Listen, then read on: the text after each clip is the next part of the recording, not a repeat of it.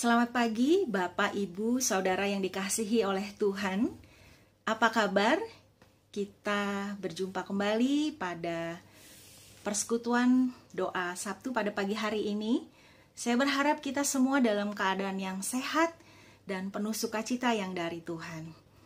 Saya akan menyampaikan renungan yang berjudul Berpengalaman dengan Allah. Saya teringat pada waktu saya usia remaja, pemudi, gereja kami belajar tentang sebuah buku berjudul Berpengalaman dengan Allah, karangan Henry T. Blackaby dan Claude V. King, ada 12 seri, dan buku ini memberkati kami. Dan saya ingin sharing sebagian dari buku ini karena dalam sekali buku ini membahas detail sekali ya. Saya akan membacakan pengalaman dari Claude V. King. Demikian. Allah membiarkan saya mengikuti rencana hidup saya sendiri dan selalu gagal dalam segala sesuatu. Dia ingin mengajarkan saya sesuatu yang sangat penting, tetapi saya mempelajarinya dengan cara yang sulit dan pahit, yaitu mengikuti rencana dan cara saya sendiri. Akhirnya saya sadar bahwa tidak mungkin saya merencanakan pekerjaan Tuhan ataupun mengerti cara Allah hendak berkarya. Saya sadar bahwa yang terpenting adalah hubungan saya dengan Allah. Saya belajar lebih mengasihi Dia, belajar berdoa dengan setia, belajar bersandar kepadanya dengan penuh iman, dan belajar menunggu Dia dengan sabar dan berharap kepadanya. Pada saat Allah hendak menggunakan saya, Dia pasti akan menyatakan hal itu kepada saya. Sesudah saya mengetahui kehendaknya, saya harus menyesuaikan hidup saya pada kehendaknya itu dan menantinya dan menaatinya.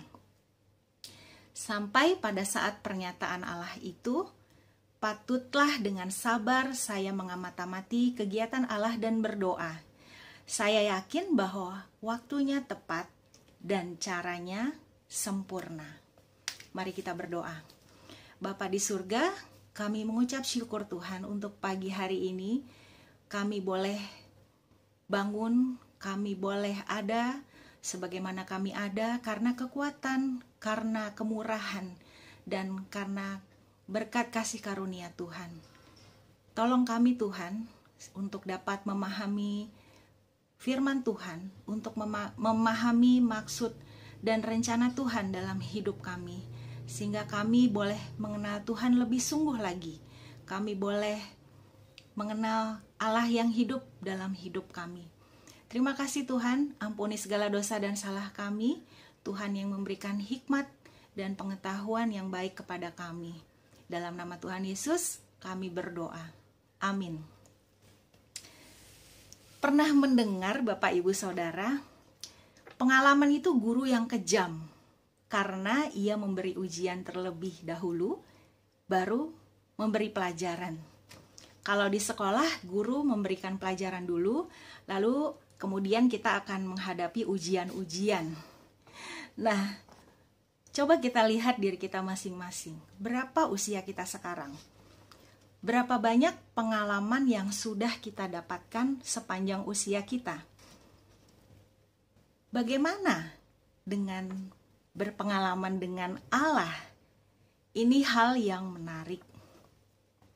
Saya akan bacakan firman Tuhan dari 1 Korintus 2 ayat 14 yang berkata, "Tetapi manusia duniawi tidak menerima apa yang berasal dari Roh Allah, karena hal itu baginya adalah suatu kebodohan, dan ia tidak dapat memahaminya, sebab hal itu hanya dapat dinilai secara rohani." Lalu dari Roma 8 ayat 28 berkata, "Kita tahu sekarang bahwa Allah turut bekerja dalam segala sesuatu untuk mendatangkan kebaikan bagi mereka yang mengasihi Dia, yaitu bagi mereka yang terpanggil sesuai dengan rencana Allah." Ya, Bapak Ibu Saudara, Allah selalu berinisiatif untuk terus mengusahakan hubungan kasih kepada kita, manusia ciptaannya. Mungkin kita sering atau pernah gagal mendengar suaranya. Disitulah berpengalaman berarti gagal. Pengalaman itu gurunya.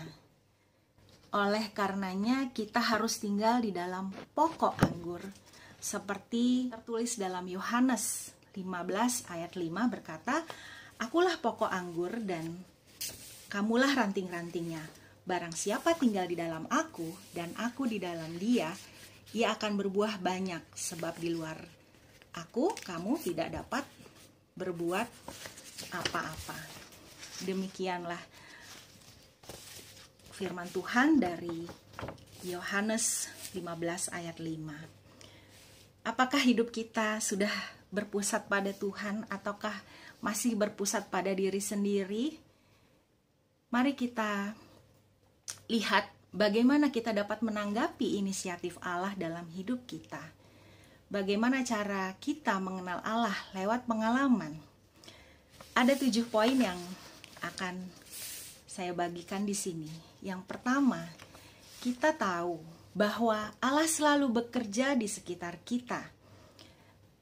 Kita bisa baca dari Bapak Ibu, Saudara bisa baca dari Yohanes 5 ayat 17, kemudian dari Yohanes 5 ayat 19 sampai 20.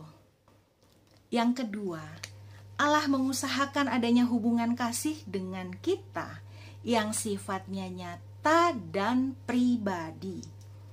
Yang ketiga, Allah mengundang kita untuk melibatkan diri dengan Dia di dalam melakukan karyanya. Yang keempat, Allah oleh Roh Kudus berbicara melalui Alkitab, doa, keadaan, kehidupan sehari-hari, dan gereja untuk menyatakan dirinya, menyatakan jalan-jalannya, dan juga menyatakan maksud-maksudnya. Yang kelima, ajakan Allah kepada saudara, kepada kita untuk mau bekerja dengan Dia selalu membawa kita pada krisis kepercayaan yang menuntut adanya iman dan tindakan. Yang keenam, kita harus membuat penyesuaian besar-besaran dalam hidup kita untuk dapat bergabung ke dalam rencana yang sedang dilakukan Allah.